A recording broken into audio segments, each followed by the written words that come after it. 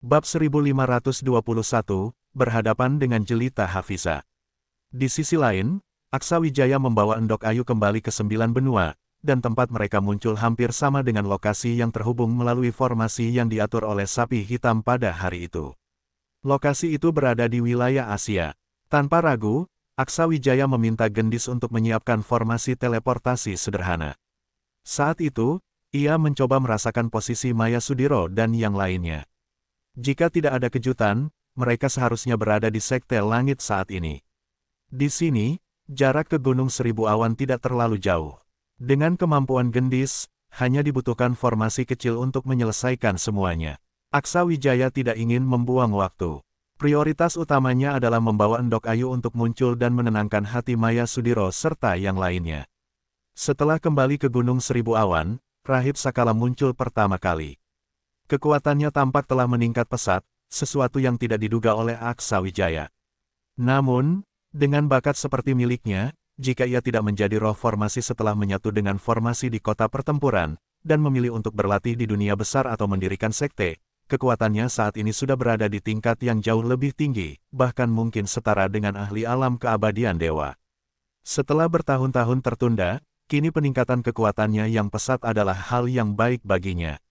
Kau akhirnya kembali. Ketika aku tahu kau terjebak di dunia rahasia kuno sumur langit suci itu, aku benar-benar sangat khawatir. Aksa Wijaya tersenyum, senior rahib, satu dunia rahasia kuno sumur langit suci saja tidak bisa menahanku. Jangan khawatir, Maya Sudiro dan yang lainnya sudah kembali, bukan? Rahib Sakala mengangguk, mereka kembali dari dunia rahasia kuno sumur langit suci terakhir kali dan langsung menutup diri untuk memperkuat tingkat kekuatan mereka. Setiap orang telah banyak meningkat. Sekarang sudah ada yang keluar dari meditasi, mereka sedang berlatih bersama anak-anak muda lainnya di bukit belakang. Dengan kemampuan Tuan Pohon Dewa, berlatih di dekatnya dan mendapatkan bimbingan sesekali jauh lebih efektif daripada berlatih keras sendirian. Beberapa anak dari berbagai kekuatan besar itu, sekarang bahkan tidak mau pergi. Aku rasa, ketika waktu yang disepakati berakhir, mereka juga tidak akan ingin meninggalkan tempat ini. Aksa Wijaya berkata, kalau mereka tidak mau pergi, biarkan mereka bergabung dengan Sekte Langit dan menjadi murid kita. Aku akan membiarkan mereka tetap berlatih di bukit belakang. Namun, jika waktu yang disepakati habis, kita akan kirim pesan ke sekte mereka untuk datang mengambil mereka. Mendengar itu, mata Rahib Sakala langsung berbinar. Kau berniat merekrut mereka semua ke Sekte Langit.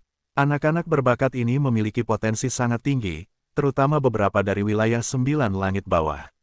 Ada yang bahkan sudah menyentuh ranah alam hukum dewa dan tidak lama lagi pasti akan menembusnya. Meskipun tidak setara dengan Murdi Tiasa dan dua lainnya di sisimu, mereka tetap sangat luar biasa. Jika itu rencanamu, aku akan mencoba mencari cara, apalagi waktu yang dijanjikan hampir habis. Senior Rahib, silakan lanjutkan urusanmu. Tidak perlu repot-repot menemaniku. Setelah itu, Aksa Wijaya langsung terbang menuju bukit belakang. Ia bisa merasakan beberapa aura yang telah keluar dari meditasi, termasuk Indri Bombana. Maya Sudiro tampaknya masih bermeditasi, auranya stabil dan tidak bergerak. Namun, baru saja ia tiba di bukit belakang, sebuah sosok terbang mendekatinya. Berpakaian putih sebersih salju, sosok itu memiliki wajah yang bak peri turun dari langit, dengan aura yang tenang dan mempesona. Ia bahkan mulai menunjukkan sedikit kemiripan dengan Grace Patubun. Sosok itu adalah Jelita Hafiza. Jelita Hafiza memiliki sensitivitas yang luar biasa terhadap keberadaan Aksa Wijaya. Hari itu, meski kelima inderanya disegel, ia tetap bisa merasakan kehadirannya. Hal ini membuat Aksa Wijaya merasa sangat aneh. Kali ini, bahkan lebih aneh lagi. Tanpa Aksa Wijaya melepaskan auranya, Jelita Hafiza sudah langsung menemukannya. Jelita Hafiza langsung mendekati Aksa Wijaya dan berkata, sang leluhur mencarimu. Setelah kembali, kau diminta pergi ke Tanah Suci. Kelihatannya sangat mendesak. Aksa Wijaya tidak terkejut. Ia hampir langsung memahami apa yang terjadi. Hari itu, ia pernah memberitahu Grace Patubun rahasia tentang dunia rahasia kuno sumur langit suci. Dengan kemampuannya, Grace Patubun seharusnya mampu melewati penghalang itu tanpa masalah. Jika saja ia tidak sengaja menekan kekuatannya, ia mungkin sudah mencapai level baru dan meninggalkan tempat itu. Namun, Grace Patubun tahu dengan jelas apa yang akan ia hadapi. Karena itu, ia tidak terburu-buru menembus penghalang, sebab ia sadar, melakukannya secara sembarangan tidak hanya akan membuatnya meninggalkan 9 benua, tetapi juga mungkin dikirim ke dimensi aneh yang sulit dijangkau. Jika itu terjadi, mencari jalan kembali ke dunia manusia akan menjadi sangat sulit. Itulah mengapa ia menahan diri. Jika ia harus menembus dan pergi, pilihannya tentu saja adalah menuju 9 langit atas. Adapun Aksawijaya, setelah mengetahui kabar ini, ia memutuskan untuk terlebih dahulu pergi ke Tanah Suci Klan Seribu Pertempuran dan menjelaskan semuanya sebelum memutuskan langkah berikutnya. Yang terpenting, ia sudah muncul di hadapan orang-orang untuk memberitahu mereka bahwa ia baik-baik saja, serta meminta mereka tidak terburu-buru pergi berlatih. Ia akan menyelesaikan urusannya dan kembali sebelum semuanya dimulai. Di sini terdapat formasi teleportasi yang mengarah ke dekat Tanah Suci Klan Seribu Pertempuran. Formasi ini baru saja dibuat, kualitasnya tidak terlalu tinggi, tetapi cukup baik untuk digunakan sebagai cara mempercepat perjalanan. Kali ini, tidak diperlukan persetujuan siapapun, karena ini adalah hal yang menguntungkan bagi kedua belah pihak. Tanpa banyak bicara, Aksawijaya memasuki formasi teleportasi dan langsung menuju Tanah Suci Klan Seribu Pertempuran, dengan Jelita Hafiza mengikutinya di belakang. Aksawijaya merasakan aura Jelita Hafiza tiba-tiba meningkat tajam, dan sesaat kemudian dia merasakan sebuah serangan kuat mengarah langsung kepadanya. Dia hampir yakin bahwa Jelita Hafiza telah mencapai batas ekstrim. Serangan ini sudah berada pada tingkat seorang kultivator di tahap alam hukum dewa. Dengan gerakan tubuh yang aneh dan sulit dipahami, Aksawijaya berhasil menghindari serangan itu.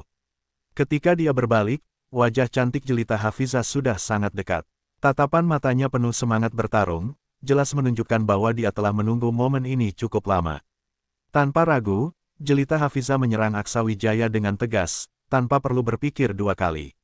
Aksawijaya langsung menangkap tinju yang menyerangnya. Dengan kekuatan penuh, dia menggunakan teknik pelepasan tenaga yang cerdik untuk menetralisir semua serangan Jelita Hafiza. Sambil tersenyum, dia memandang Jelita Hafiza dengan penuh arti. Kau ini ingin membunuh suamimu, iya. Wajah Jelita Hafiza memerah. Sebuah ledakan energi spiritual keluar dari tinjunya, membebaskan diri dari cengkeraman Aksawijaya. Dengan satu gerakan cepat, dia kembali menyerang. Namun, dalam hal kekuatan, Aksawijaya yang kini telah mencapai terobosan baru dalam kultivasinya dan mempelajari bab latihan energi, kekuatannya meningkat secara signifikan. Dulu, ketika dia membawa orang-orang kembali ke dunia besar, dia sudah tidak takut dikeroyok oleh para jenius di tingkat alam hukum dewa. Sekarang, bagi seorang Jelita Hafiza yang baru saja mencapai batas ekstrim, tidak ada ancaman berarti baginya. Dia sama sekali tidak ingin melukai Jelita Hafiza. Hubungan yang rumit dan berharga di antara mereka membuatnya sangat menghargai gadis itu. Aksawijaya terus menghindar dalam jarak tertentu. Meskipun Jelita Hafiza menggunakan semua kemampuannya, bahkan ujung baju Aksawijaya pun tak tersentuh. Hal ini membuatnya merasa sangat frustrasi. Dengan gigi terkatup, Jelita Hafiza menunjukkan ketidakpuasannya. Kau ini mau balas menyerang atau tidak? Aksawijaya tertawa, sekarang kau masih belum sebanding denganku. Cepat temui leluhur kita, lain kali kita bertarung lagi, bagaimana? Namun, Jelita Hafiza dengan tegas menggelengkan kepala. Aksawijaya, aku sudah menunggu pertarungan ini sejak lama. Aku tahu aku bukan tandinganmu, tetapi aku tidak akan selamanya pasif. Aksawijaya tersenyum lebar. Bertahun-tahun berlalu, Jelita Hafiza tetap keras kepala seperti dulu. Tidak ada yang berubah. Kalau begitu, jangan sampai kau menangis nanti, ujarnya. Setelah berkata demikian, Aksawijaya tiba-tiba bergerak. Dengan teknik ilmunya, Jelita Hafiza merasakan energi spiritualnya seolah-olah disegel. Sesaat kemudian, dia mendapati dirinya diangkat ke atas bahu Aksawijaya. Lalu terdengar suara Aksawijaya berkata, "Ayo kita temui leluhur kita." Bab 1522, Rencana Grace Patubun. Turunkan aku. Namun, Aksawijaya hanya tersenyum lebar tanpa menghiraukannya. Dia terus memanggul Jelita Hafiza menuju Tanah Suci Klan Seribu Pertarungan. Jelita Hafiza mencoba melawan dan melepaskan diri dari cengkeraman Aksawijaya. Namun, dia segera menyadari bahwa Aksawijaya memancarkan aura tertentu yang dengan cepat menekan kekuatan spiritualnya. Dari segi kekuatan fisik, meskipun dia berbakat, bagaimana mungkin dia bisa menyaingi Aksawijaya? Tidak peduli seberapa keras dia berjuang, dia tetap tidak bisa melepaskan diri. Tanpa berkata apa-apa, Aksawijaya langsung melangkah masuk ke tanah suci klan 1000 pertarungan, menuju perkampungan klan tersebut. Sudah bertahun-tahun sejak terakhir kali dia ke sini. Dulu, dia pernah kabur dari pernikahan di tempat ini menggunakan teknik penghancur formasi.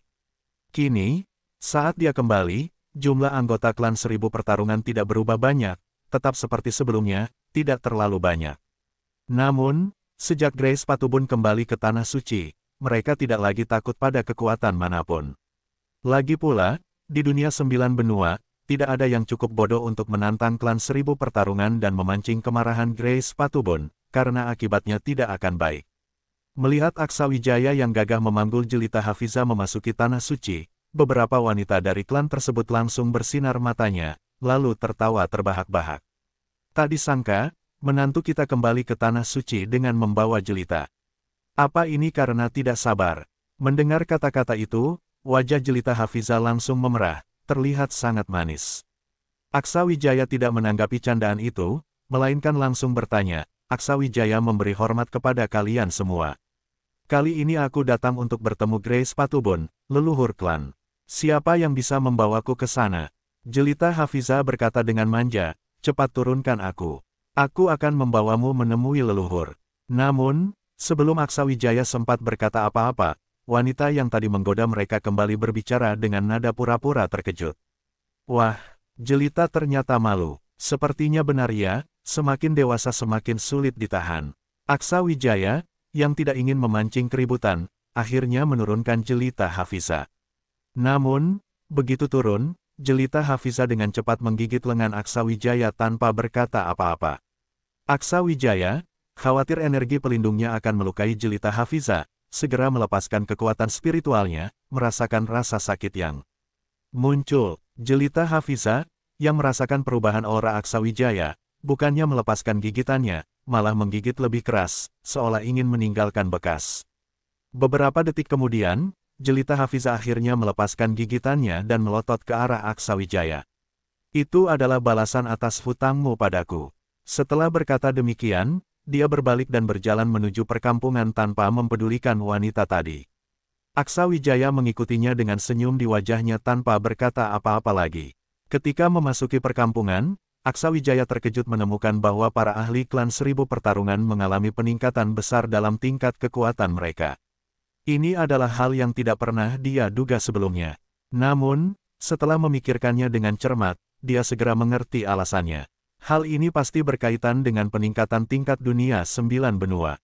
Saat ini, dunia 9 benua telah mengalami peningkatan yang sangat pesat, membawa manfaat besar bagi semua klan, terutama klan yang tidak menutup tanah suci mereka dari dunia luar, seperti klan Wijaya, klan 1000 pertarungan, dan beberapa klan kuno lainnya yang sudah ada sejak masa sulit 9 benua.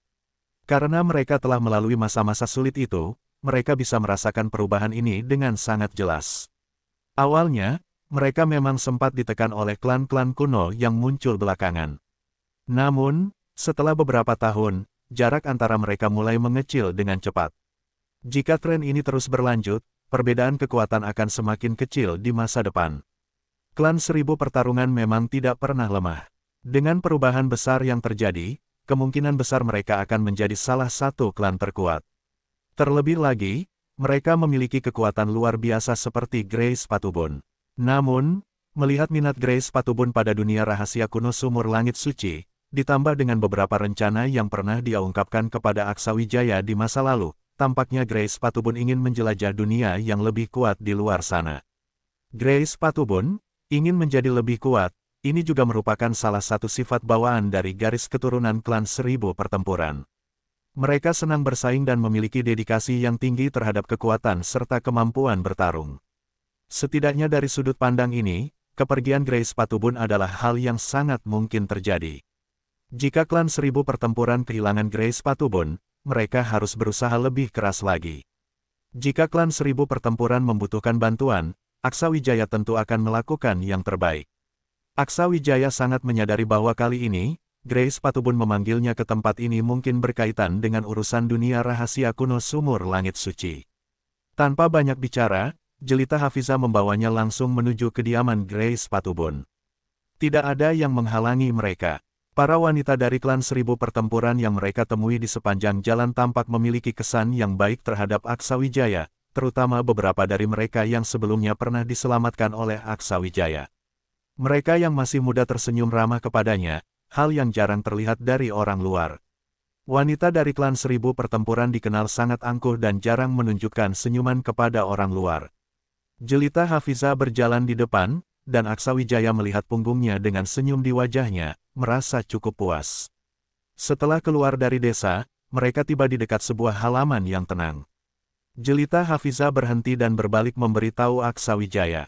Diamlah di sini sebentar. Setelah berkata demikian, dia masuk ke dalam terlebih dahulu. Tempat itu tenang, dengan pemandangan gunung dan sungai yang indah. Tidak lama kemudian, suara Grace Patubun terdengar dari dalam. Aksa, masuklah. Aksawijaya tidak berkata banyak. Dia melangkah dengan cepat menuju kediaman Grace Patubun. Hubungannya dengan Grace Patubun cukup dekat, karena Grace Patubun pernah tinggal di dalam harta spiritual Gua Langit miliknya selama beberapa waktu. Dulu, Aksawijaya juga mengeluarkannya dari dunia awan hitam, yang membutuhkan banyak usaha. Namun, sejak Grace Patubun kembali dari dunia besar ke 9 benua, dia telah mengatur ulang segalanya, membuat 9 benua menjadi lebih teratur. Aksawijaya memberi hormat kepada leluhur. Grace Patubun tersenyum dan berkata, "Tidak perlu sopan seperti itu kepadaku. Namun, aku tidak menyangka kau akan tinggal di dunia rahasia kuno sumur langit suci. Kau benar-benar berhasil keluar dari sana." Aksawijaya mengangguk. Ada seorang ahli dari alam keabadian dewa yang mengancamku dengan menggunakan Jelita Hafiza dan yang lainnya sebagai sandera, memaksaku menjadi muridnya. Aku tidak punya pilihan, tapi ternyata itu membawa keberuntungan di balik kesulitan. Orang itu jauh lebih baik dari yang aku bayangkan. Berkat dia, aku bisa meningkatkan tingkatku lebih jauh. Grace Patubun memperhatikan aura yang dilepaskan Aksawijaya dan tampak terkejut. Luar biasa, aku tidak menyangka kau sudah mencapai alam spiritual Dewa ke-9. Ini sangat luar biasa untuk jalur kultivasi seperti milikmu.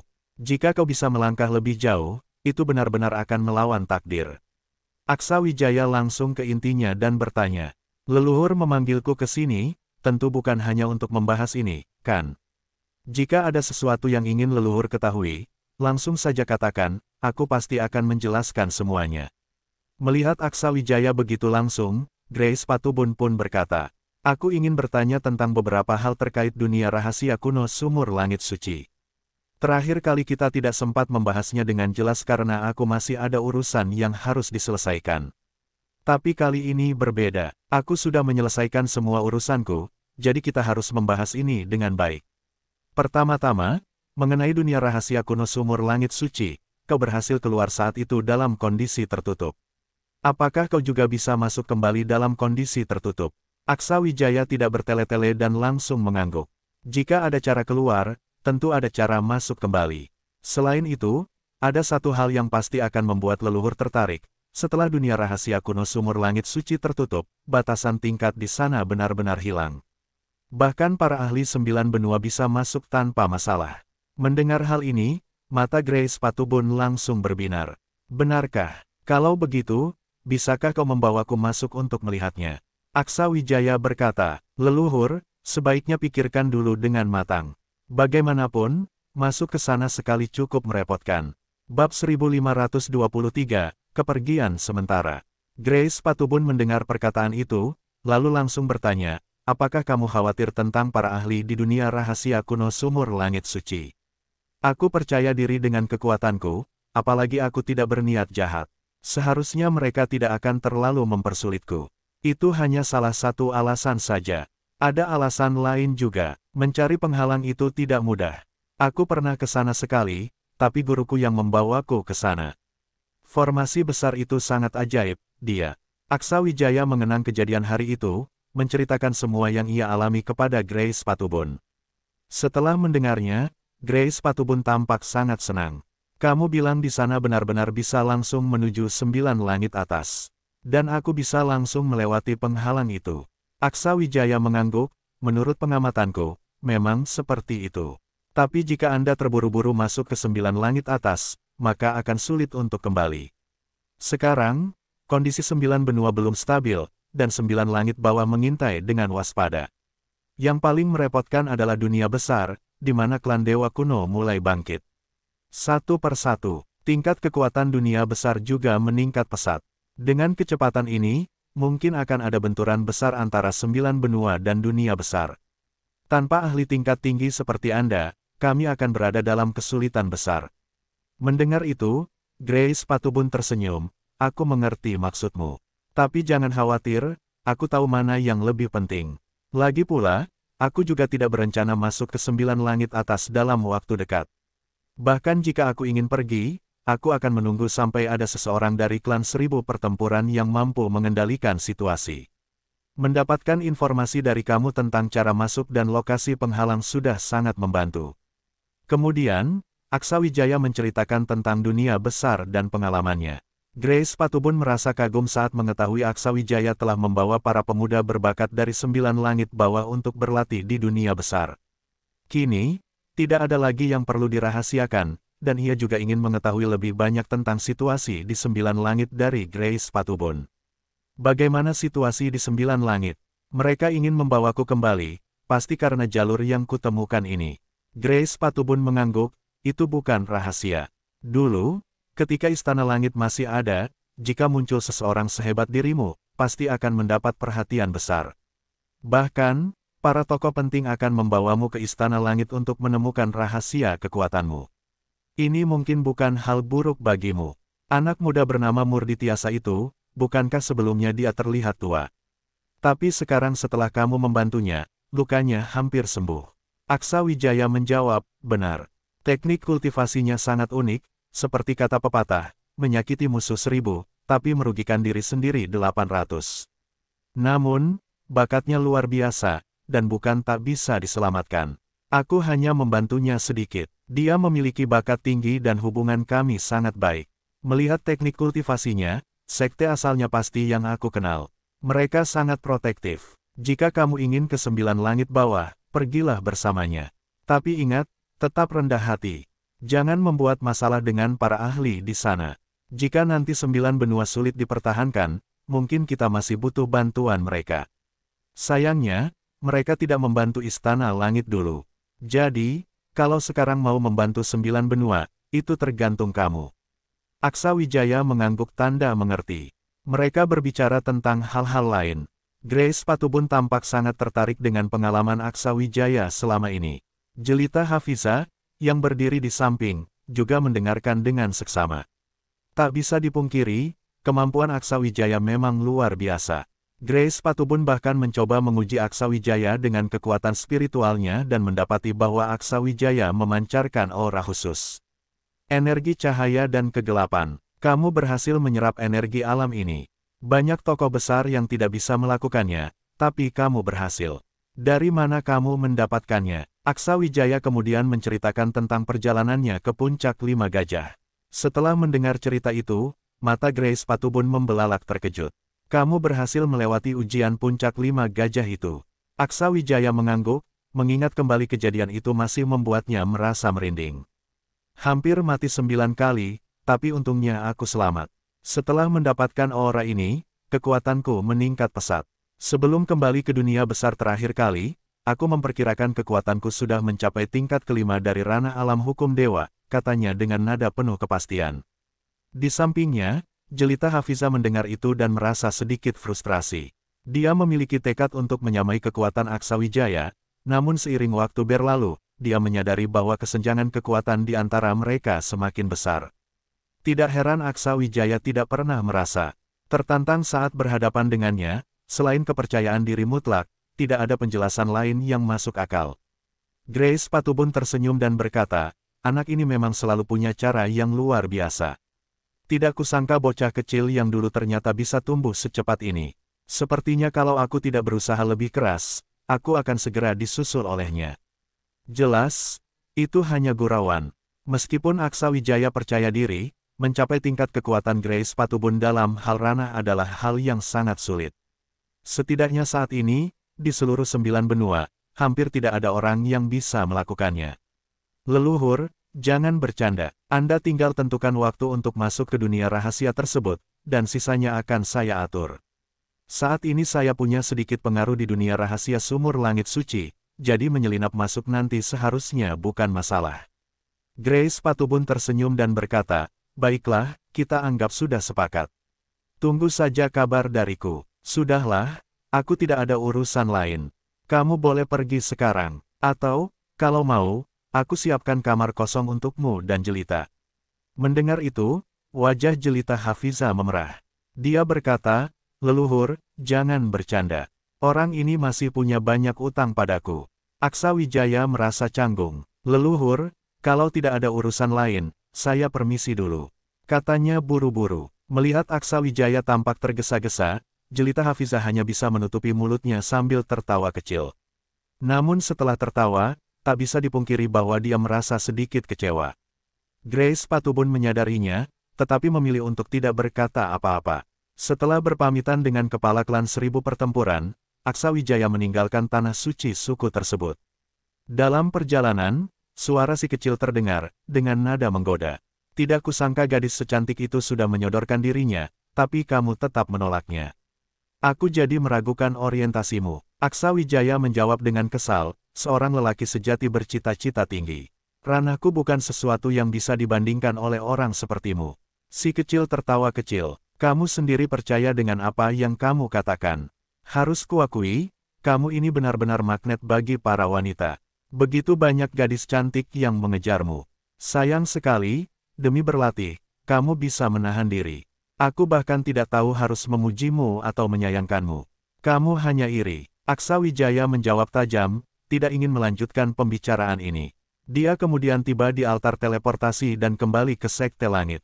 Setelah sampai di pegunungan belakang Sekte Langit, Aksa Wijaya langsung menemui pohon dewa untuk menceritakan pengalaman di dunia rahasia sumur langit suci. Pohon dewa sangat gembira mendengar bahwa teman lamanya masih ada dan belum pergi ke dunia 9 langit atas. Bab 1524, Warisan Indri Bombana. Pohon dewa tidak tertarik pada jalur menuju 9 langit atas. Setelah menanyakan sedikit tentang keadaan seorang kenalan lama, dia tidak lagi bertanya lebih lanjut. Aksa Wijaya juga tidak terlalu mengganggu. Indri Bombana telah menunggu cukup lama di bukit belakang. Ketika melihat Aksa Wijaya muncul, senyum jarang terlihat menghiasi wajahnya, membuatnya tampak sangat cantik. Kakak, syukurlah kamu baik-baik saja. Saat ini, Indri Bombana telah melangkah ke ranah yang lebih tinggi. Kecepatannya dalam meningkatkan kemampuan benar-benar mengejutkan. Ini menunjukkan bahwa di dunia rahasia kuno sumur langit suci, dia pasti telah menerima warisan istimewa, jika tidak, kemajuannya tak mungkin secepat ini. Melihat bakat Indri Bombana, Aksa Wijaya tidak bisa tidak menilai ulang potensinya. Dulu, Aksa Wijaya dan Indri Bombana telah bepergian bersama untuk waktu yang cukup lama, hampir selalu menjaga kontak. Namun, Indri Bombana berbeda dengannya. Meskipun dulu Indri Bombana dikenal sebagai Raja Racun. Dengan keahlian racunnya yang luar biasa dan kemampuan alkimia yang tidak kalah hebat, dia sangat berbeda dari Aksa Wijaya. Aksa Wijaya mengandalkan kemampuan alkimia untuk mendukung peningkatan kekuatannya. Itulah sebabnya dia dulu sempat dijebak dan diserang. Namun, Indri Bombana tidak demikian. Dia memiliki bakat tinggi dalam kultivasi, dan keahlian racunnya juga didukung oleh pencapaiannya dalam kultivasi. Oleh karena itu, setelah perubahan besar di dunia, kemampuan Indri Bombana meningkat pesat. Peningkatan ini membuat Aksa Wijaya terkejut. Perlu diketahui, jurang perbedaan antara para kultivator 9 benua dan 9 langit bawah sangat besar. Sebelum Aksa Wijaya pergi ke dunia besar, bahkan talenta tertinggi dari klan kuno di 9 benua bawah hanya setara dengan bakat rata-rata di 9 langit bawah. Namun sekarang, Jelita Hafiza telah melangkah ke ranah ekstrim, dan Indri Bombana bahkan telah mencapai ranah alam hukum dewa. Mereka hampir tidak memiliki perbedaan yang mencolok dibandingkan dengan talenta terbaik dari 9 langit bawah. Kecepatan peningkatan seperti ini terlalu luar biasa. Tentu saja, peningkatan drastis seperti yang dialami mereka berdua hanyalah pengecualian. Sebagian besar kultivator seusia mereka kesulitan bersaing dengan para kultivator 9 langit bawah dalam ruang rahasia, sehingga kemajuan mereka tidak bisa secepat itu. Aksa Wijaya mengamati aura yang dilepaskan Indri Bombana saat ini dengan alis sedikit berkerut. Warisan yang kamu dapatkan kali ini sangat kuat. Kenapa aku merasa ada kekuatan besar yang ditekan di dalam tubuhmu? Dengan kekuatan indera ilahi yang sangat tinggi, Aksawijaya hampir langsung merasakan keanehan dalam aura Indri Bombana kali ini. Saat pertemuan terakhir mereka, dia tidak merasakan hal ini. Ini mungkin juga karena Aksawijaya telah melatih bagian dari teknik kultivasi baru, yang meningkatkan tingkat kepekaan indera ilahinya. Indri Bombana, mendengar kata-kata Aksawijaya, sempat terkejut, lalu sedikit mengernyit. Aku tidak tahu kekuatan apa yang kakak maksud. Mendengar itu, Aksawijaya langsung melangkah maju dan meraih pergelangan tangan Indri Bombana. Dia dengan hati-hati merasakan energinya, menyuntikkan auranya untuk memastikan. Dengan indera ilahi yang sangat kuat, Aksawijaya terkejut setelah pemeriksaan lebih dalam, alisnya berkerut tajam. Indri Bombana selalu dalam kondisi baik, dan dengan Maya Sudiro di sisinya, Aksawijaya belum pernah memeriksa Indri Bombana secara rinci sebelumnya, sehingga dia tidak menyadari ada hal yang aneh. Namun, setelah melihat lebih dekat, Aksawijaya tidak bisa mengabaikan kekhawatirannya. Dia memanipulasi kekuatannya, menyuntikkan energi spiritual ke tubuh Indri Bombana, lalu memberikan sebuah pil obat untuk diminumnya. Indri Bombana, tanpa ragu, langsung meminum pil tersebut. Setelah itu, Indri Bombana merasakan Aksawijaya perlahan menyegel meridian di tubuhnya, bahkan tampaknya akan menyegel lautan energinya. Jika itu orang lain, dia mungkin akan langsung melawan. Namun, kepada Aksawijaya, Indri Bombana memiliki kepercayaan mutlak. Meski begitu, dia tetap mengingatkan Aksawijaya dengan lembut. Kakak, hati-hati ya, kalau laut Kiku disegel, racun dalam tubuhku akan sulit dikendalikan, dan mungkin akan memengaruhimu, kata Indri Bombana dengan cemas. Aksawijaya mengangguk tanpa banyak bicara, tetap melanjutkan rencananya. Bagaimanapun, dia harus menyegel laut Ki Indri Bombana terlebih dahulu. Ketika Aksawijaya menggunakan caranya untuk menyegel laut Ki Indri Bombana, tiba-tiba ia merasakan kekuatan besar meledak dari laut Ki itu. Energi spiritual yang kuat tersebut bahkan membuat Aksawijaya sedikit gentar. Namun, kekuatan Aksawijaya saat ini tentu tidak mudah diatasi. Setelah energi spiritual itu dilepaskan, ia merasakan perubahan mendadak dalam aura. Aksawijaya segera menggunakan aura yang lebih kuat untuk menekan energi tersebut secara paksa. Energi itu sangat tangguh, tetapi Aksawijaya hampir yakin bahwa energi itu bukan milik Indri Bombana dan tidak berada di bawah kendalinya. Indri Bombana bisa merasakan energi itu dengan jelas. Dari ekspresinya, tampak bahwa ia sudah mengetahui keberadaan energi spiritual tersebut dan tidak terkejut sama sekali. Aksawijaya tidak bertanya lebih lanjut. Ia langsung menggunakan energi spiritual si kecil, mencampurnya dengan sedikit aura seorang kultivator tahap pencerahan, dan menggunakan energi itu untuk menekan serta menyegel energi tersebut. Mengenai asal-usul energi itu, Aksawijaya berpikir akan menanyakannya kepada Indri Bombana nanti, tetapi sekarang bukan waktunya. Dengan cermat, Aksawijaya merasakan intensitas energi spiritual dan sifat ilahi yang terkandung di dalam aura tersebut. Ia hampir yakin bahwa energi itu mengandung sifat ilahi yang besar, bukan sesuatu yang ditinggalkan oleh kultivator biasa. Tampaknya selama beberapa tahun terakhir, ketika ia tidak bersama Indri Bombana, wanita itu telah mengalami sesuatu yang luar biasa, mungkin menerima warisan yang sangat kuat hingga melibatkan sebab akibat besar. Menggabungkan aura obat dan pil dengan energi si kecil, Aksawijaya memaksa aura itu terkendali dan menyegelnya di laut Ki Indri Bombana. Energi itu terus bergejolak, tetapi di bawah segel, tidak bisa membuat keributan besar. Setelah laut Ki disegel, darah Indri Bombana memancarkan kabut hitam yang langsung menyebar ke sekitarnya. Aksawijaya dengan cepat merespons, melepaskan energi spiritualnya untuk menciptakan penghalang agar kabut beracun itu tidak menyebar lebih jauh. Bagi Aksawijaya yang kebal racun, kabut ini tidak berbahaya, meski tingkat racunnya tidak lemah. Namun, Aksawijaya terkejut dengan jumlah racun dalam darah Indri Bombana. Indri Bombana menatap Aksawijaya dengan cemas. Kakak, hati-hati. Aksawijaya tersenyum. Jangan khawatir, racun seperti ini tidak bisa melukaiku. Aku akan menggunakan energiku untuk menekan racun ini. Dia kemudian mengeluarkan pil obat, memberikannya kepada Indri Bombana untuk diminum, lalu menggunakan teknik alkimia untuk mengaktifkannya. Dengan bantuan energinya, Aksawijaya sepenuhnya menekan aura Indri Bombana. Kabut racun pun terjebak dalam darahnya, tidak lagi menyebar. Namun, Mata Aksawijaya menunjukkan bahwa ia memikirkan sesuatu. Apakah energi ini ada hubungannya dengan warisan sebelumnya?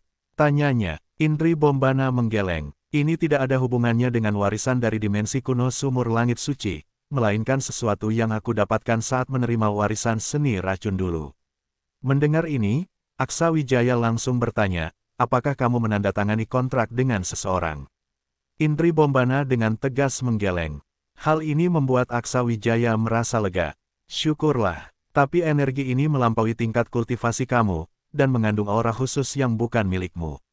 Kamu juga tidak bisa mengendalikannya. Jika aku tidak salah, ini pasti ditinggalkan oleh seorang ahli. Apakah kamu pernah bertemu dengannya? Indri Bombana menjawab, kakak, aku memang memiliki perjanjian dengan senior itu. Saat itu, demi membalas dendam kepada Gunung Seribu Harta, aku menyetujui permintaannya. Bab 1525, turun tangan sendiri. Mendengar hal ini, Aksawijaya sedikit tertegun, jelas tidak menyangka. Namun, permusuhan Indri Bombana terhadap Gunung Seribu Harta saat itu di 9 benua bukanlah rahasia. Bahkan, ia hampir bergabung dengan Sekte Racun Seribu. Dulu, Indri Bombana mengira Aksawijaya telah dibunuh oleh Gunung Seribu Harta, sehingga ia melarikan diri dari Akademi 100 Bunga. Akhirnya, ia mewarisi teknik racun. Namun, Aksawijaya tak menyangka bahwa teknik racun itu juga membawa aura seperti ini. Jika dibiarkan berkembang selama beberapa tahun lagi, akibatnya akan sangat berbahaya. Dengan ekspresi tenang, Aksawijaya langsung berkata, apa kesepakatannya? Tidak ada yang istimewa, hanya memintaku pergi ke wilayah racun dan menemuinya setelah mencapai ranah alam jalan hidup dewa. Aksawijaya menatap Indri Bombana dengan serius, kau harus memberitahuku, apakah orang itu sudah kehilangan tubuh fisiknya. Hanya tersisa roh yang kuat. Indri Bombana agak terkejut, kakak, bagaimana kau tahu? Apakah kau mengenal senior itu? Aksawijaya menggelengkan kepala, kesepakatan itu bisa dilanjutkan, dan karmanya pun bisa kau tanggung. Tapi, energi spiritual yang ia tinggalkan di tubuhmu ini tidak boleh ada. Aku ingin kau menghilangkannya. Di masa depan, jika kau ingin bertemu dengannya lagi, aku tidak akan menghalangimu, tapi kau harus membawaku bersamamu, mengerti? Aksawijaya tidak memberitahunya bahwa energi spiritual itu terus berhubungan dengan aura darahnya.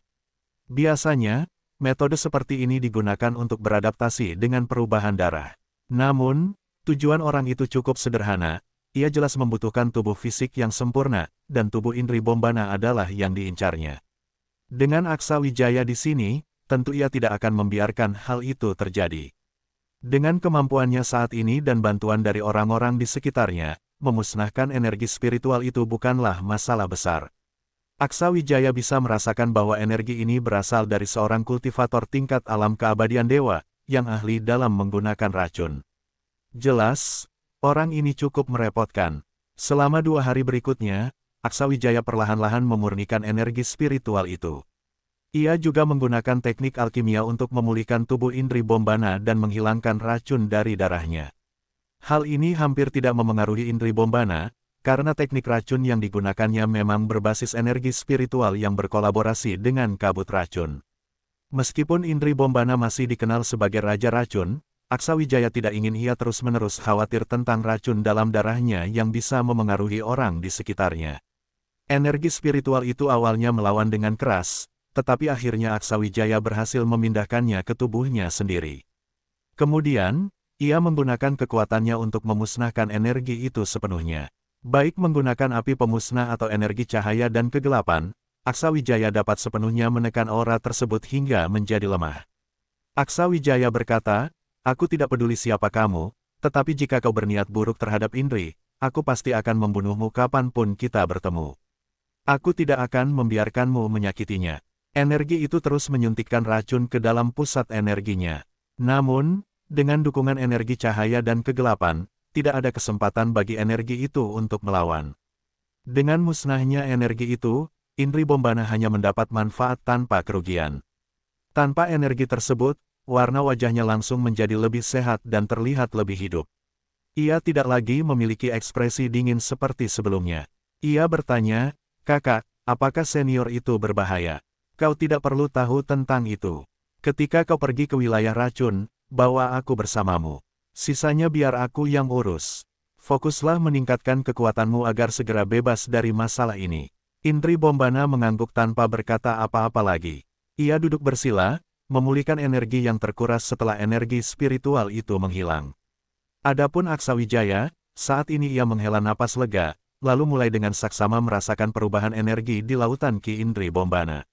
Energi spiritual yang khusus itu hampir sepenuhnya lenyap, yang tersisa hanya sedikit dan cukup bagi Indri Bombana. Untuk perlahan-lahan menekannya hingga terurai.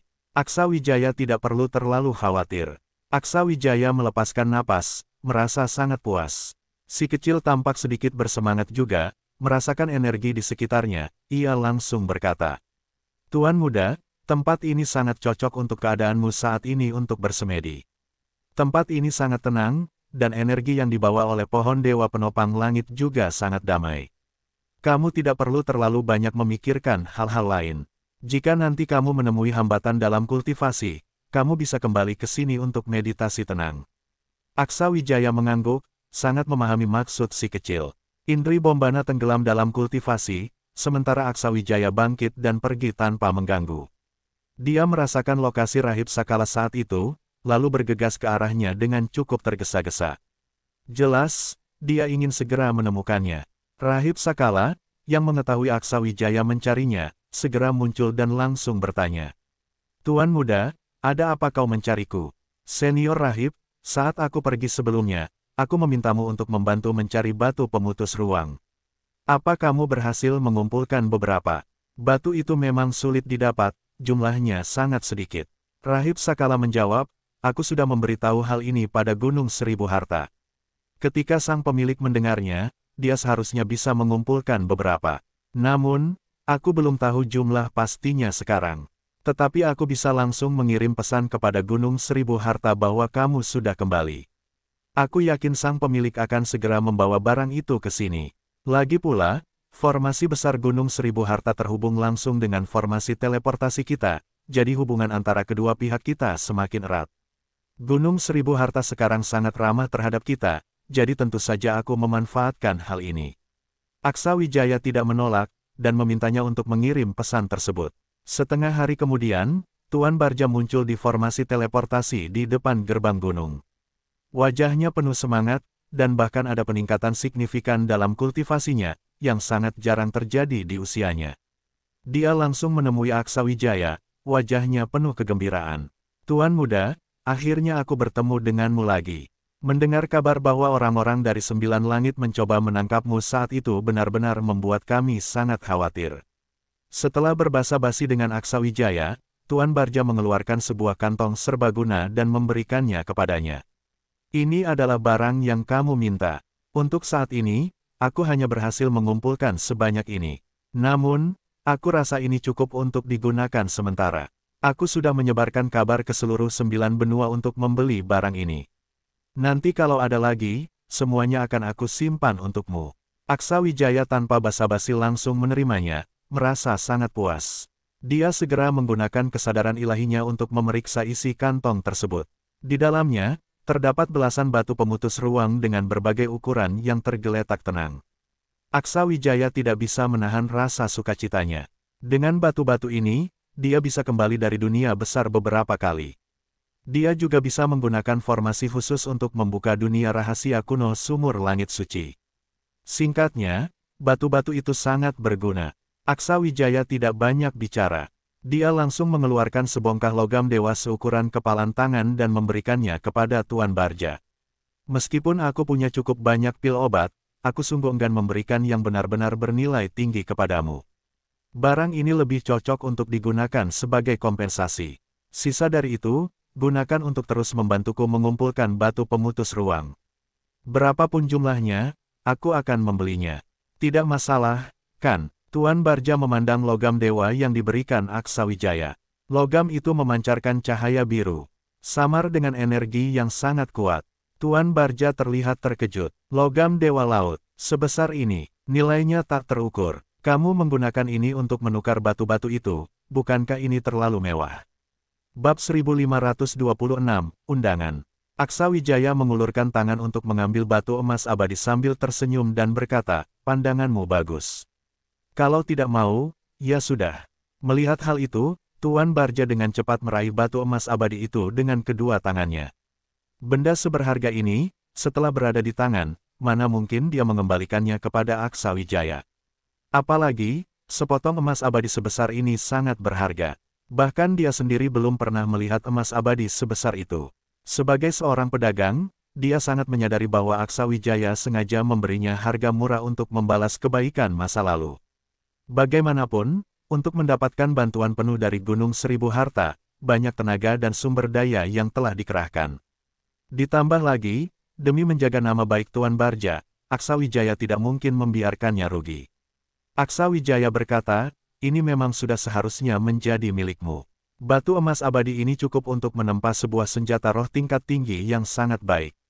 Sayangnya, saat ini di 9 benua, tidak ada ahli tempa yang cukup hebat.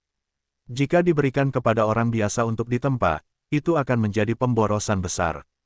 Tapi, tak peduli kapanpun, nilai emas abadi ini hanya akan terus naik, tidak akan turun. Tuan Barja menjawab, tentu saja aku paham soal itu. Hanya saja, tak kusangka dalam waktu singkat tak bertemu, Tuan Muda Aksa sudah menjadi begitu dermawan. Tampaknya di dunia besar benar-benar banyak harta karun. Jika ada kesempatan untuk membuka cabang Gunung Seribu Harta di sana, pasti akan membawa banyak keuntungan. Mendengar itu, Aksawijaya tertawa, jangan bercanda. Di dunia besar memang ada kekuatan yang mirip dengan Gunung Seribu Harta, bahkan kedudukannya di sana hampir sama seperti Gunung Seribu Harta di 9 benua. Namanya Sekte Pengumpulan Emas. Menariknya, garis keturunan para petingginya memiliki nama keluarga yang sama dengan kalian, yaitu keluarga Muluk. Seingat Aksawijaya nama lengkap Asdan Tapa adalah Asdan Tapa Muluk. Namun, jika dibandingkan dengan Gunung Seribu Harta saat ini, Sekte Pengumpulan Emas jauh lebih kuat, dengan status yang sangat tinggi di dunia besar. Mendengar itu, Tuan Barja terkejut, alisnya berkerut, tampaknya sedang memikirkan sesuatu. Ini terlalu kebetulan, bahkan nama keluarganya pun sama, gumamnya. Aksawijaya kemudian berpikir lebih jauh. Penampilan Asdan Tapa Muluk memang lebih menyerupai manusia, tetapi kekuatan darahnya jauh lebih unggul dibandingkan keluarga Muluk dari Gunung Seribu Harta. Mungkin saja leluhur mereka berasal dari garis keturunan yang sama. Sambil bercanda, Aksawijaya berkata, mungkin saja kalian dulunya adalah cabang dari satu keluarga besar. Tuan Barja menjawab, hal itu hanya bisa diketahui nanti. Ada hal lain yang perlu dibantu oleh Gunung Seribu Harta. Katakan saja langsung, selama aku mampu, pasti akan kubantu menyelesaikannya. Tak ada yang lain, tetap bantu aku mengumpulkan batu pemutus ruang. Berapapun jumlahnya, aku akan ambil semuanya. Mengenai imbalan, pasti tidak akan membuat Gunung Seribu Harta rugi, kata Aksawijaya. Tuan Barja tersenyum, tentu saja aku percaya. Baiklah, aku tak perlu bicara lebih banyak. Aku akan kembali dulu. Jika ada hal lain, kirim saja orang ke Gunung Seribu Harta untuk mencariku.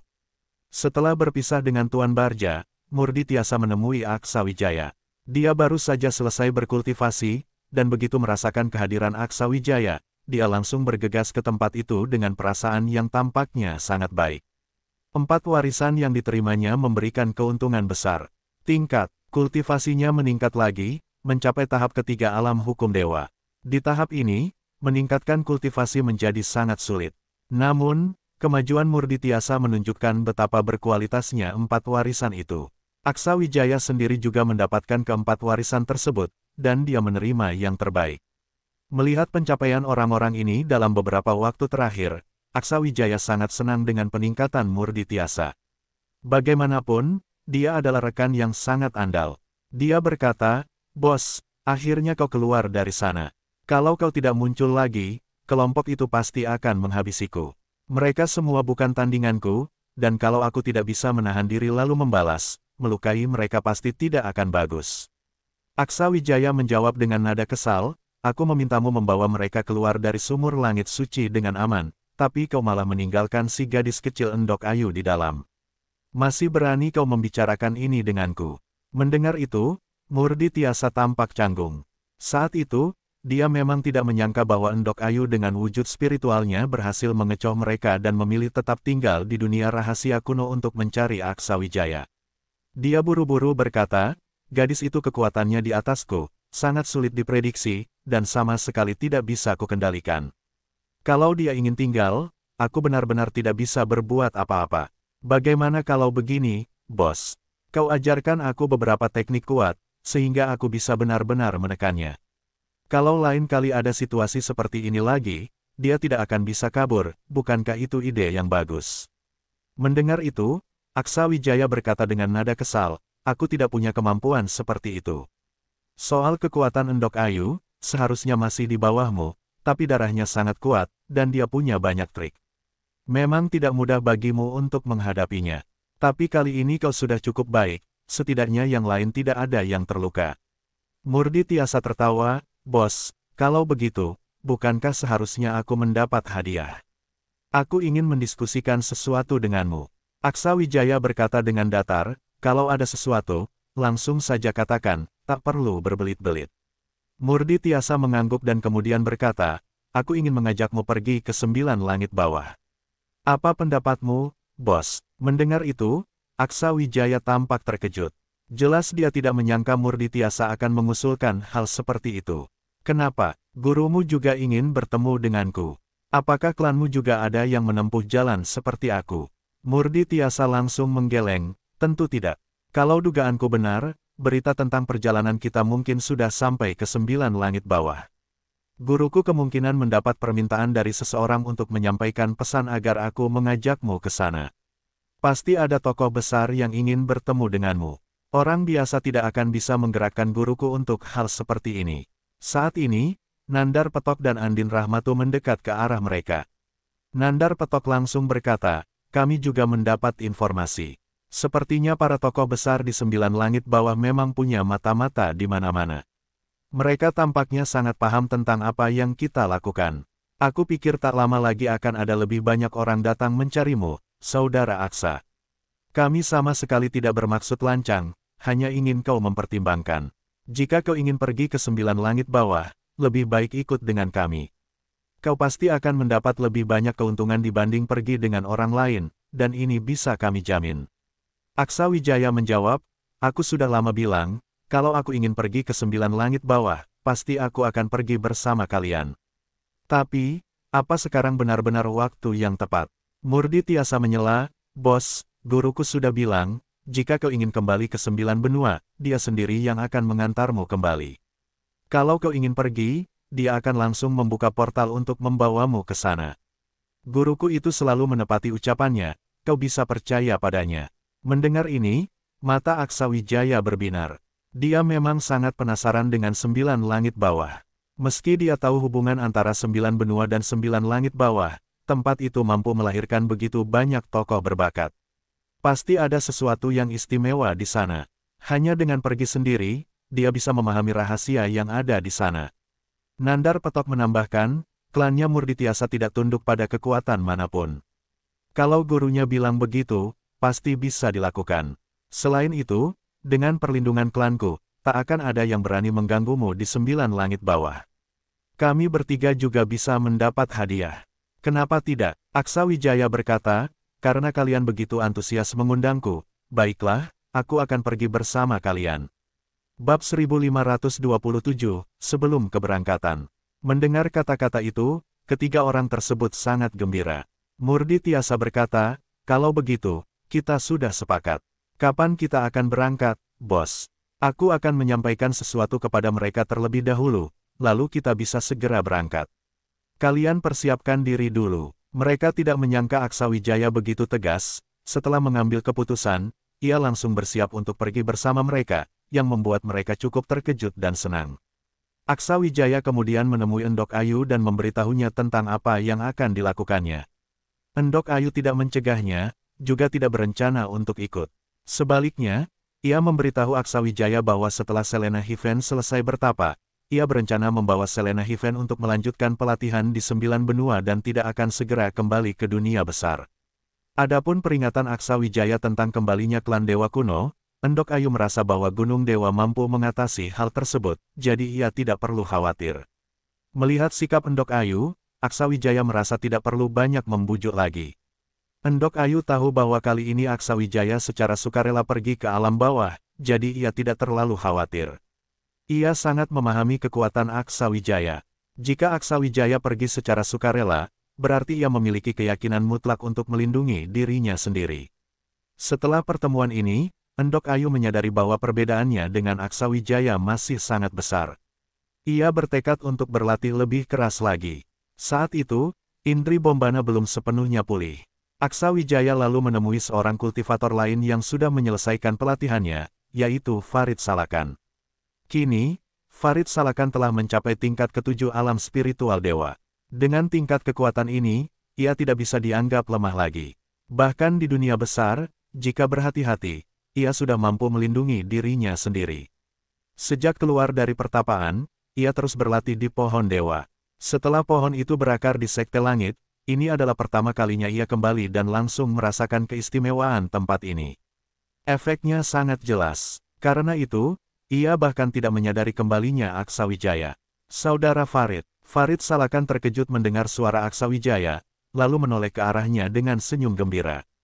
Kamu sudah kembali. Kau menghilang tiba-tiba, apa kau tidak tahu kami sangat khawatir? Aksawijaya berkata, ada urusan mendadak di tengah perjalanan. Maaf membuatmu khawatir, Saudara Farid. Suara mereka cukup keras, menarik perhatian para jenius muda di sekitar. Mereka semua memandang dengan marah, tampak kesal. Namun, begitu melihat Aksawijaya, mereka langsung terdiam dan berpaling, tanpa berkata apa-apa lagi. Kekuatan luar biasa yang ditunjukkan Aksawijaya sebelumnya masih membekas di ingatan mereka. Apalagi, tempat ini adalah wilayah Aksawijaya. Mereka benar-benar tidak berani menyinggungnya. Aksawijaya tetap tenang dan mengabaikan mereka. Ia bertanya kepada Farid Salakan, apa rencana kalian selanjutnya? Apakah benar-benar ingin pergi ke dunia besar? Mendengar itu, mata Farid Salakan berbinar dan ia segera mengangguk. Aku tidak tahu apa pendapat yang lain, tapi aku memang ingin pergi ke sana. Sayangnya, aku belum pernah punya kesempatan dan tidak tahu caranya. Apakah kamu akan membawa kami ke sana? Aksawijaya berkata, aku masih ada urusan setelah ini, mungkin akan tertunda untuk beberapa waktu. Jika Saudara Farid ingin membawa mereka ke dunia besar, aku bisa memberitahumu cara menuju ke sana. Setelah aku menyelesaikan urusanku di sini, aku akan pergi ke dunia besar untuk mencarimu. Mendengar ini, Farid Salakan segera mengangguk, baiklah, kau cukup beritahu aku caranya, sisanya biar aku yang atur. Aksawijaya tidak lupa mengingatkan, pergi ke sana sebenarnya tidak terlalu sulit, tetapi setelah sampai, kalian harus ekstra hati-hati. Sebelumnya, ada para kultivator alam hukum dewa dari dunia 9 langit bawah yang pergi ke sana, dan karena kurang hati-hati, mereka tertindas. Jadi, setelah kalian tiba di sana, jangan sekali-kali meremehkan suku asing, dan jangan bertindak gegabah. Jika memungkinkan, hindari mengungkapkan identitas kalian. Kalau menghadapi masalah, prioritaskan keselamatan diri. Bahkan jika situasi menjadi buruk, usahakan untuk menunda waktu sampai bantuan tiba. Aku akan memberikan jimatku padamu, kamu bisa menggunakannya jika keadaan mendesak. Setelah berkata demikian, Aksawijaya menyerahkan batu jiwa kepada Farid Salakan. Farid Salakan menerimanya tanpa ragu, lalu menyimpannya dengan baik.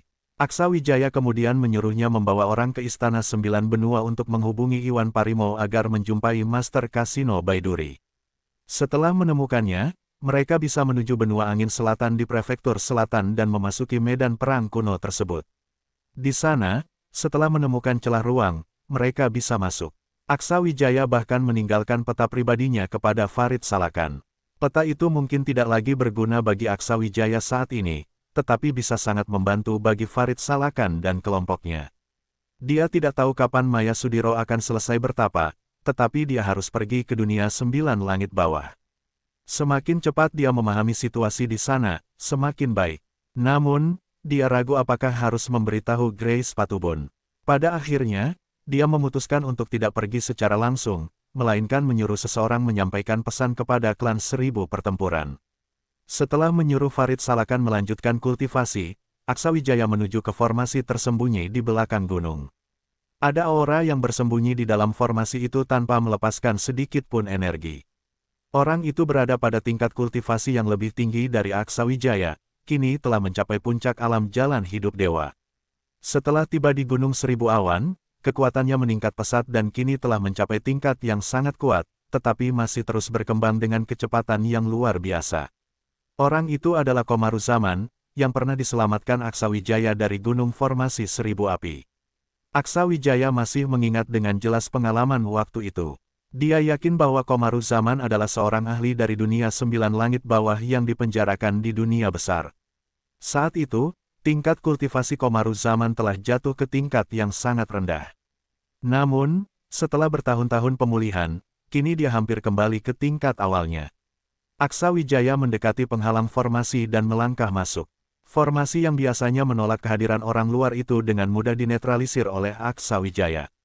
Tanpa basa-basi, dia langsung masuk untuk mencari Komaruzaman. Saat itu, Komaruzaman sedang berkonsentrasi dalam kultivasi.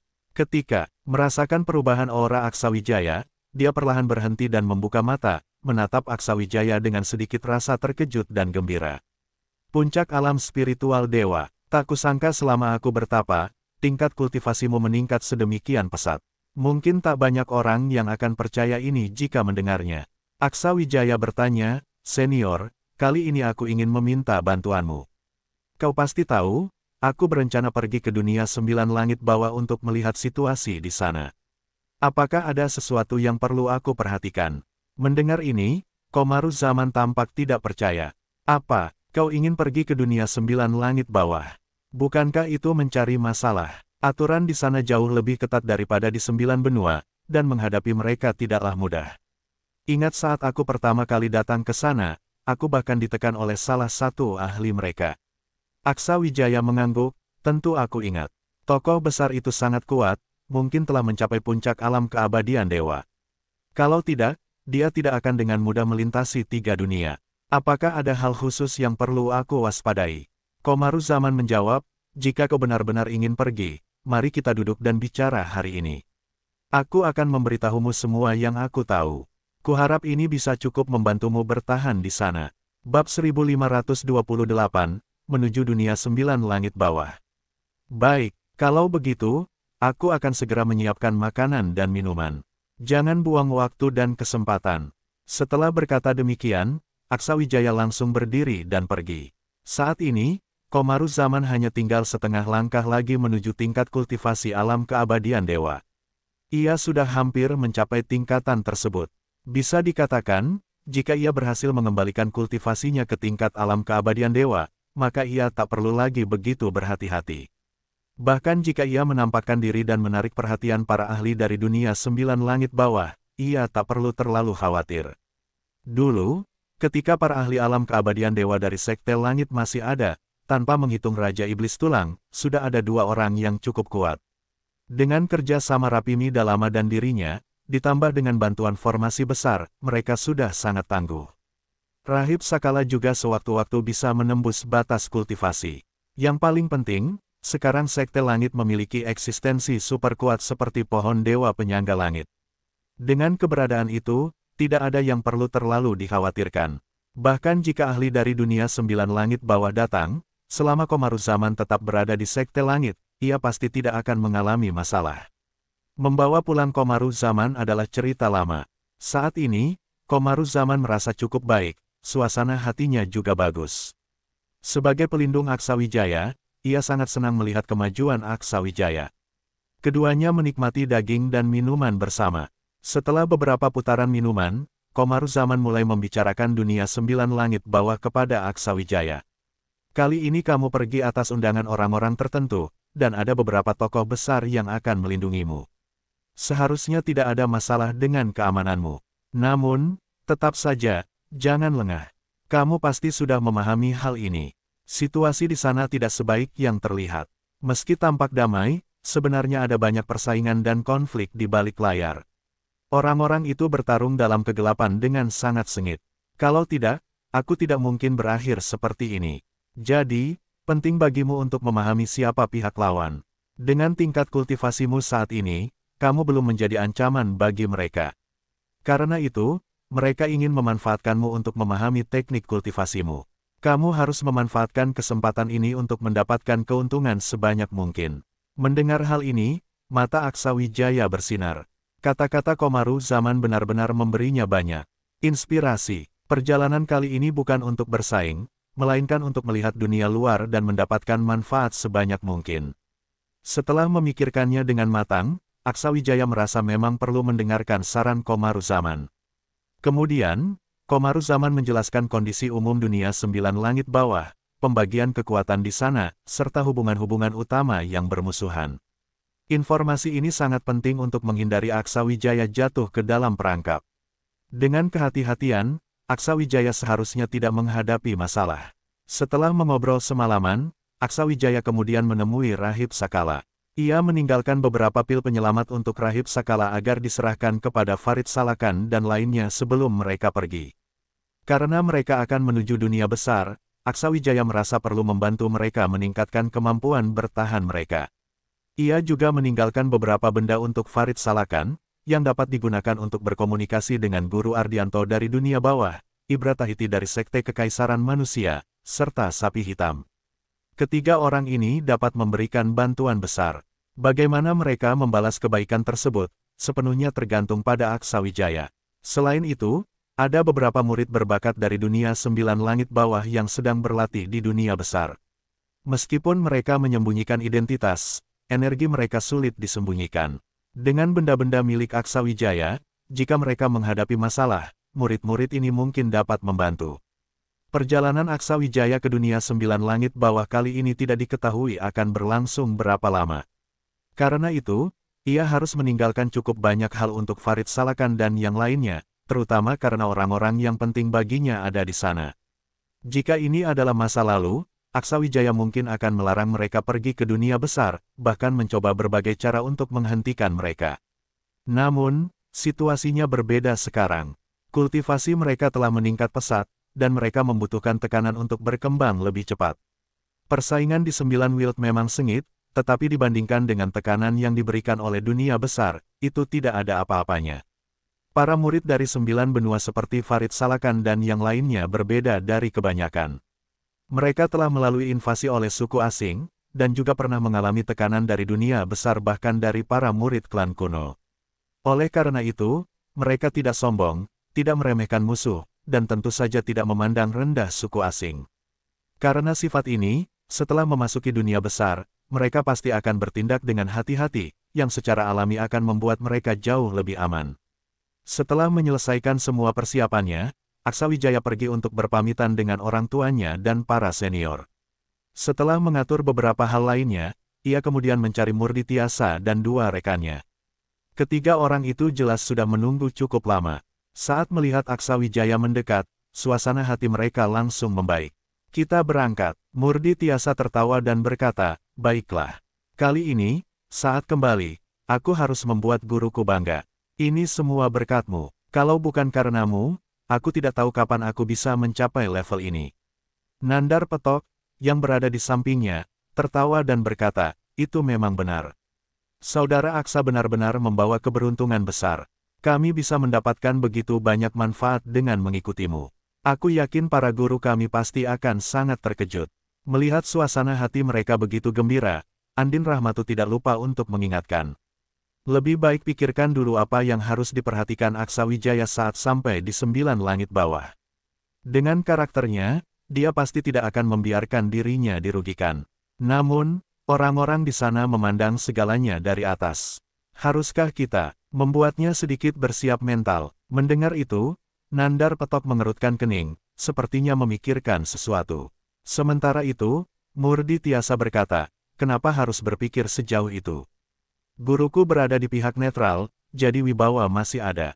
Sedangkan di antara rekan-rekan seangkatan, siapa yang bisa menyaingi bosku? Jika ada yang berani menantang, langsung hajar saja. Tinggalkan mereka dalam keadaan hidup, itu cukup. Aksawijaya tersenyum tipis. Gaya Murdi Tiasa memang selalu seperti itu, tapi itu juga cara yang paling langsung untuk menghadapi masalah. Andin Rahmatu mendengus kesal, kamu cuma tahu bertarung saja. Gurumu kali ini juga menerima tugas karena diminta oleh seseorang. Di dunia ini, tidak ada yang benar-benar netral. Jika dia membantu satu pihak, pasti akan menyinggung pihak lain. Jadi tetap berhati-hati, itu lebih baik. Saat ini, Aksawijaya angkat bicara. Tenang saja. Kalau aku tidak punya cara untuk menghadapi situasi seperti ini, mana mungkin aku berani pergi mati konyol. Lagi pula, aku punya seorang ahli di tingkat alam keabadian dewa di sisiku. Kalaupun harus bertarung, kalau tidak bisa menang, apa aku juga tidak bisa melarikan diri. Andin Rahmatul langsung tersadar. Dia hampir lupa bahwa di sisi Aksawijaya ada seorang wanita misterius yang kekuatannya sangat dalam. Ketika mereka berada di dunia besar, mereka pernah menyaksikan kehebatan wanita tersebut. Nandar Petok tertawa dan berkata, Andin benar. Tapi dengan kemampuan dan kekuatan saudara Aksa saat ini, 9 langit bawah paling hanya bisa dianggap sebagai tempat berbahaya. Namun, itu jelas tidak sebanding dengan bahaya di dunia besar. Ditambah lagi, kita memiliki perlindungan dari para ahli di keluarga kita. Tidak akan ada masalah. Dengan menggunakan formasi teleportasi, mereka memindahkan diri ke area yang paling dekat dengan jalur tersebut. Meskipun demikian, mereka tetap memerlukan waktu 1 bulan untuk mencapai jalur itu. Keempatnya terlihat penuh harapan. Murdi Tiasa dan 2 rekannya membayangkan betapa mereka bisa membawa kehormatan bagi sekte mereka setelah kembali ke 9 langit bawah dengan kekuatan yang meningkat. Sedangkan Aksawijaya sangat antusias mengetahui lebih banyak tentang 9 langit bawah. Ia sangat ingin memahami situasi di tempat itu. Ini jelas merupakan kesempatan emas yang tidak akan ia sia-siakan. Namun, tiba-tiba Aksawijaya merasakan perubahan dalam aura di sekelilingnya. Segala sesuatu di dunia seolah berhenti. Murdi Tiasa dan 2 rekannya juga tampak terhenti di tempat, dan waktu seakan benar-benar membeku. Keheningan pun meliputi segalanya. Meski ada perubahan mendadak ini, Aksawijaya tidak terlalu khawatir, karena ini bukan pertama kalinya ia mengalami situasi seperti ini. Bab 1529, Kemunculan Roh Dunia. Roh Dunia. Setelah Aksawijaya selesai berbicara, seorang lelaki tua muncul. Dia adalah Dewa Peramal Tua Senji Laoren. Saat itu, lelaki tua tersebut menatap Aksawijaya dengan penuh rasa kagum. Kamu ini benar-benar mengejutkan. Kemajuanmu begitu pesat. Dalam kondisi yang sulit sebelumnya, kamu bisa berkembang seperti ini. Bahkan aku yang tahu segalanya pun tak menyangka. Tampaknya kamu memang tak terikat oleh takdir. Masa depanmu cerah. Aksawijaya menunjukkan sikap hormat. Dewa, ada apa mencariku? Dewa Peramal Tua menjawab, lalu, apa tujuanmu datang ke sini? Arah ini tidak aman. Kamu ingin pergi ke dunia 9 langit bawah. Aksawijaya mengangguk. Ada seorang ahli dari sana yang mengundangku. Mereka mungkin ingin tahu bagaimana caraku mencapai tahap alam spiritual dewa. Ini adalah 3 temanku, dengan perlindungan dari sekte mereka, seharusnya tidak terlalu berbahaya. Aku juga ingin melihat dunia luar. Dewa Peramal Tua berkata, ingin melihat dunia luar adalah hal baik, dan aku tentu mendukungmu. Tapi bagaimanapun juga, kamu harus tetap waspada. Aku dan Grace Patubun sangat menaruh harapan padamu. Sebelum kamu benar-benar kuat, jangan sampai terjadi sesuatu. Bawalah ini. Setelah selesai berbicara, sebuah batu kecil melayang di hadapan Aksawijaya. Dengan kekuatan spiritualnya, Aksawijaya merasakan bahwa batu itu mengandung kekuatan spiritual hukum yang kuat, namun dia tidak bisa mengendalikannya atau memahami sepenuhnya apa itu. Dewa Peramal Tua melanjutkan, ini adalah perwujudan inti kekuatanku. Jika kamu menghadapi masalah yang tidak bisa diatasi di dunia 9 langit bawah, atau terjebak oleh tokoh besar, masukkan kekuatan spiritualmu ke dalamnya. Aku akan merasakan dan membawamu kembali ke 9 benua. Ingat, ini hanya bisa digunakan sekali, gunakan hanya untuk menyelamatkan nyawamu. Mengerti? Aksawijaya terkejut. Dewa Peramal Tua jelas tahu niatnya pergi ke dunia 9 langit bawah dan datang khusus untuk membantunya. Batu ini sangat penting bagi keselamatannya, sesuatu yang sangat dia butuhkan saat ini. Tak peduli seberapa kuat Guru Murdi Tiasa dan Nandar Petok, mereka tidak mungkin selalu melindunginya. Kekuatannya sendiri masih terbatas, apalagi jika bertemu musuh sekuat Grace Patubun. Tuan, terima kasih banyak. Saya tidak akan menggunakannya kecuali dalam keadaan darurat. Dewa Peramal Tua mengangguk. Semoga saat kita bertemu lagi, kau bisa memberiku kejutan lainnya. Mungkin suatu hari nanti, kau akan menjadi sepertiku. Aku menantikan hari itu. Meskipun Aksawijaya belum sepenuhnya memahami niat Dewa Peramal Tua, dia selalu mengingat kebaikan mereka yang membantunya. Suatu hari nanti, dia akan membalas budi tersebut. Dewa Peramal Tua menghilang secara diam-diam, dan semuanya kembali seperti semula. 3 orang lainnya, Murdi Tiasa dan teman-temannya, tampak tidak menyadari apa yang terjadi. Aksa Wijaya pun tidak banyak bicara dan mengikuti mereka menuju terowongan. Murdi Tiasa mengeluarkan sebuah batu giok dan menyuntikkan energi spiritualnya ke dalamnya. Segera, gelombang energi besar muncul di depan mereka. Aksa Wijaya merasakan adanya penghalang kuat di sana. Tak lama kemudian, terowongan menuju dunia 9 langit bawah pun tampak. Ketika mereka mendekat, Aksa Wijaya merasakan kehadiran kekuatan besar menyapu mereka. Kekuatan itu sangat kuat. Aksa Wijaya yakin orang di baliknya setidaknya berada di tingkat alam keabadian dewa, tingkat yang sangat tinggi. Murdi Tiasa merasakan keberadaan kekuatan spiritual itu dan langsung tertawa sambil berkata, "Orang tua, aku kembali." Pada saat itu, sebuah suara terdengar dari dalam. "Majulah satu langkah." Keempat orang itu serentak melangkah ke dalam lorong. Detik berikutnya, mereka merasakan kekuatan spiritual yang kuat membungkus tubuh mereka, memaksa mereka bergerak maju tanpa kendali dan terlempar masuk ke dalam lorong tersebut. Lorong itu sangat berguncang, dan tiba-tiba muncul kekuatan lain yang mencoba mempengaruhi kekuatan spiritual yang membungkus mereka. Segera setelah itu, Aksa Wijaya merasakan kekuatan spiritual yang mengunci dirinya, dan arah asal kekuatan itu berasal dari wilayah dunia 9 langit bawah. Aksa Wijaya segera mengikat keempat orang itu bersama-sama dengan kekuatan spiritualnya. Dengan dahi berkerut, ia belum sepenuhnya memahami apa yang sedang terjadi. Tak lama kemudian, terdengar suara guru Murdi Tiasa, lantang seperti pukulan keras di kepala. "Kurang ajar, berani-beraninya merebut orang di hadapanku. Kau pikir aku sudah mati? Pergi sana." Kekuatan spiritual yang membungkus mereka tiba-tiba meledak dengan kekuatan luar biasa, menghancurkan gangguan itu sepenuhnya. Aksa Wijaya merasa tubuhnya lebih ringan dan sedikit lega. Sekitar 2 menit kemudian, mereka keluar dari lorong. Kekuatan spiritual tersebar di sekeliling mereka, dan udara yang penuh dengan energi spiritual langsung menyelimuti tubuh mereka. Aksa Wijaya merasakan energi dari wilayah dunia 9 langit bawah ini dan tidak bisa menyembunyikan keterkejutannya. Lingkungannya jauh lebih baik dibandingkan 9 benua. Namun, ketika kekuatan hukum langit di sini dirasakan lebih teliti, ternyata lebih lemah dibandingkan 9 benua.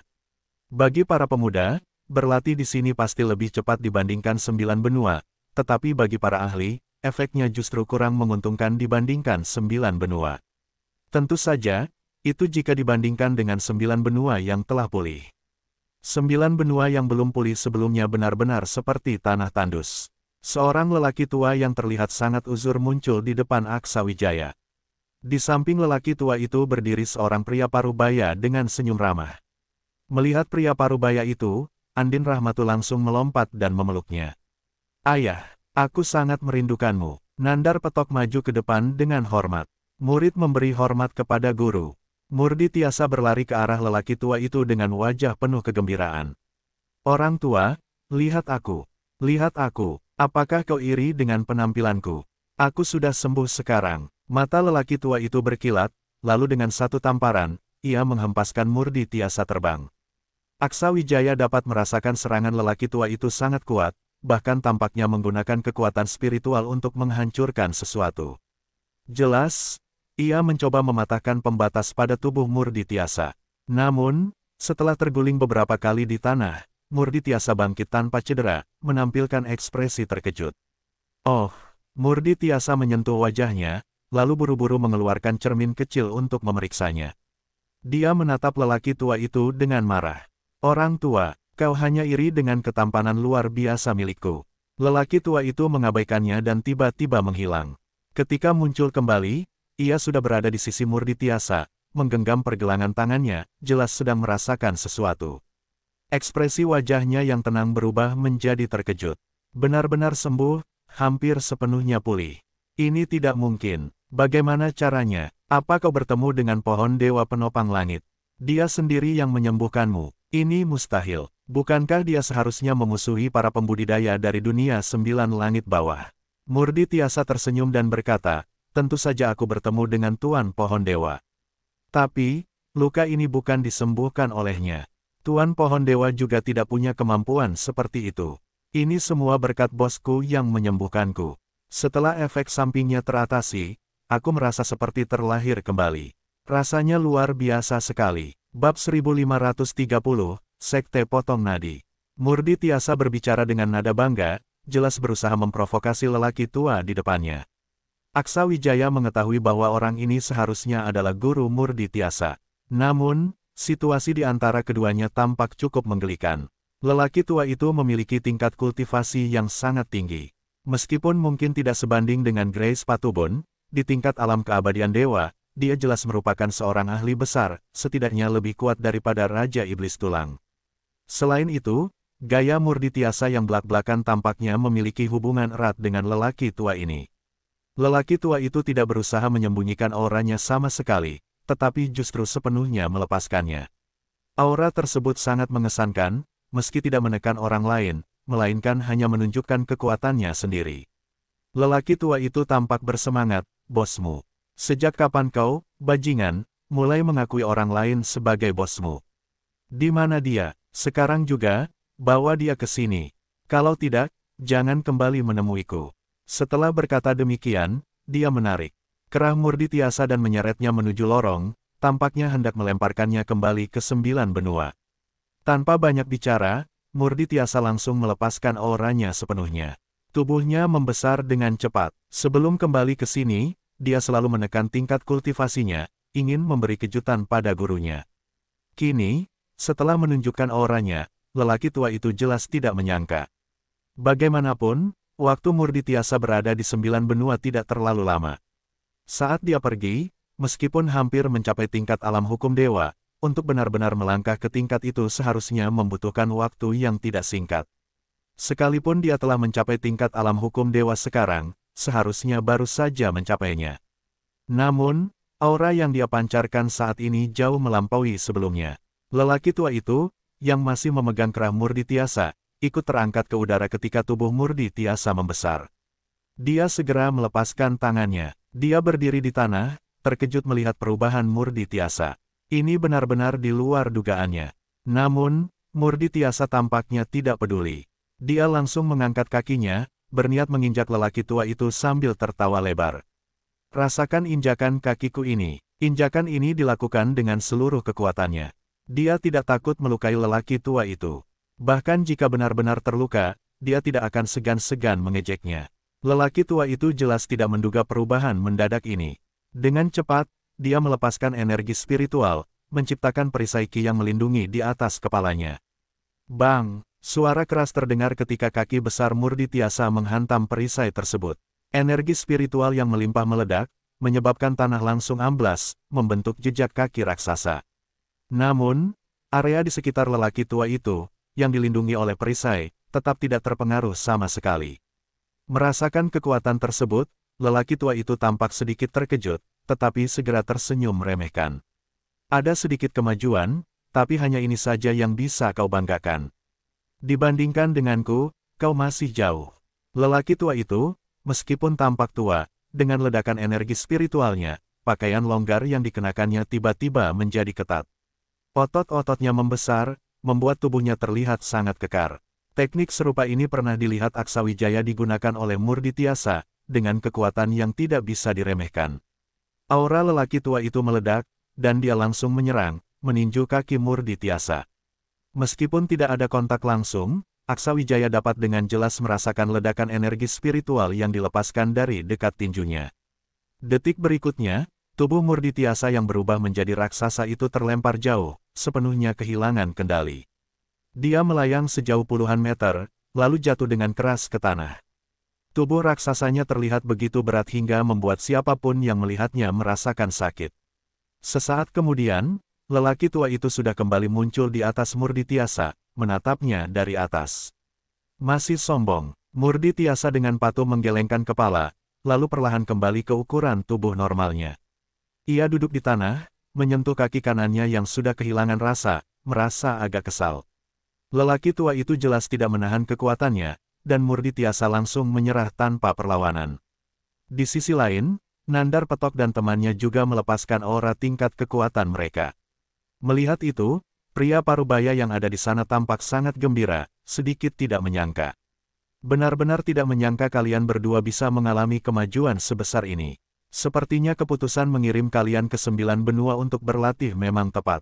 Tetapi, Mengapa tidak ada kabar apapun dari pihak lain yang juga mengirimkan para jenius mereka? Apakah kalian tahu apa yang terjadi pada mereka? Nandar Petok tersenyum dan berkata, tidak ada apa-apa, hanya saja mereka pergi ke dunia besar untuk berlatih. Kami juga pergi, hanya saja kami sudah kembali. Mungkin mereka masih akan tinggal di sana untuk sementara waktu. Pria parubaya itu dan lelaki tua tadi jelas sudah memperhatikan Aksa Wijaya. Aura Aksa Wijaya tidak dilepaskan sepenuhnya, sehingga dari penampilan luar, meskipun tingkat kekuatannya tidak lemah, ia tidak tampak seimpresif seperti yang dilaporkan oleh mata-mata mereka. Pada saat ini, Murdi Tiasa membuka mulut kepada lelaki tua itu dan berkata, dia adalah pemimpinku. Dia yang menyembuhkan lukaku dan mengatasi kelemahan yang ada dalam teknik kami. Bahkan dia memulihkan wajahku. Di generasi kami, dia adalah yang pertama. Tidak ada yang berani mengaku kedua. Bahkan para jenius dari dunia 9 langit bawah pun tidak bisa dibandingkan dengannya. Mungkin hanya di dunia 9 langit atas akan ada orang yang bisa menandingi dia. Murdi Tiasa berbicara langsung, memberikan pengenalan rinci tentang Aksa Wijaya.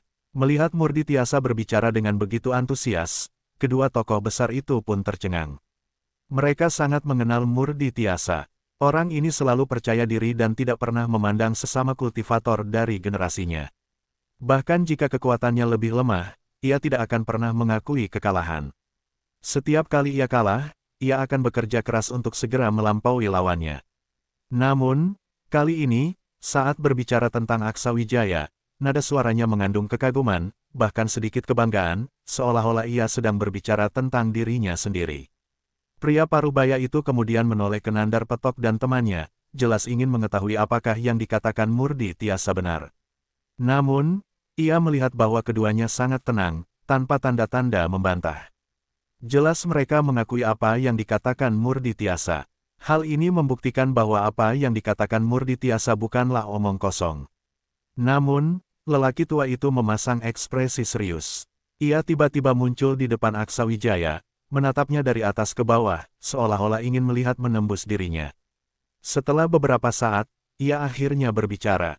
Apakah kau seorang ahli pengobatan? Aksa Wijaya mengangguk ringan, tidak menyangkal. Lelaki tua itu melanjutkan, dari sisa aura di tubuh anak itu, aku bisa merasakan jejak, esensi napas alam, dari pohon dewa pendukung langit. Kau seorang manusia, bagaimana mungkin kau bisa menguasainya? Sebagai jawaban, Aksa Wijaya melepaskan auranya.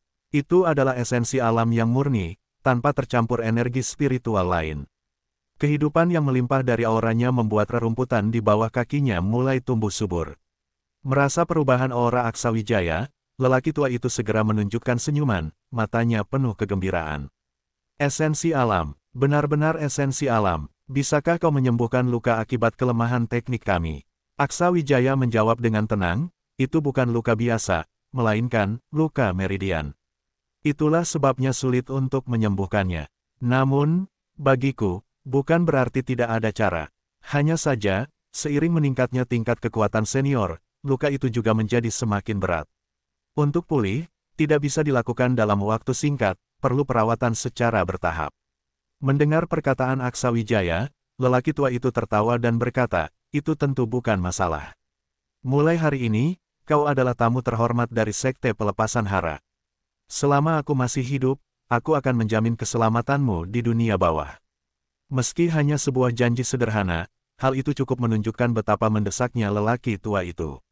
Bersambung ke bab 1531. Terima kasih.